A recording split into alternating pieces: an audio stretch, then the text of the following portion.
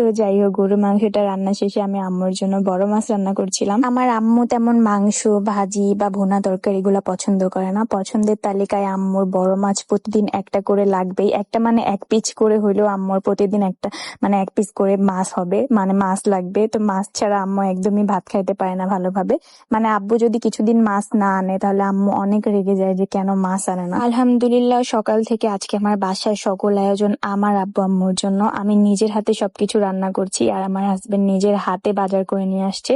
আলহামদুলিল্লাহ, আলহামদুলিল্লাহ, আলহামদুলিল্লাহ। এর থেকে বেশি কিছু চাওয়ার নেই আমার। বড় মাছ রান্না শেষ করে এবার বড় চিংড়ি ভুনা করার জন্য আমি প্রস্তুতি নিয়েছিলাম। আমার রান্নাগুলোর যদিও ডিটেলস আপনাদের সাথে শেয়ার করতে পারিনি, বাট দেখতে কেমন হয়েছে বা খেতে কেমন হতে পারে অবশ্যই সবাই কমেন্ট করতে ভুলবেন না। আপনারা আমার রান্নার ভিডিওগুলো দেখে যদি বলেন যে আপু চিংড়ি মাছ ভুনার রেসিপিটা বা বড় মাছ রান্নার রেসিপি বা মাংসর রেসিপি একটু আমাদের সাথে ডিটেলসে শেয়ার করবেন, তাহলে আমি অবশ্যই সময় করে চেষ্টা করব আপনাদের সবার সাথে আমার রান্নার রেসিপিগুলো শেয়ার করার জন্য। যদিও আমি প্রফেশনাল কোনো রাঁধুনি না, তারপরেও চেষ্টা করি নিজের মতো করে নিজের মন মতো করে রান্না করার।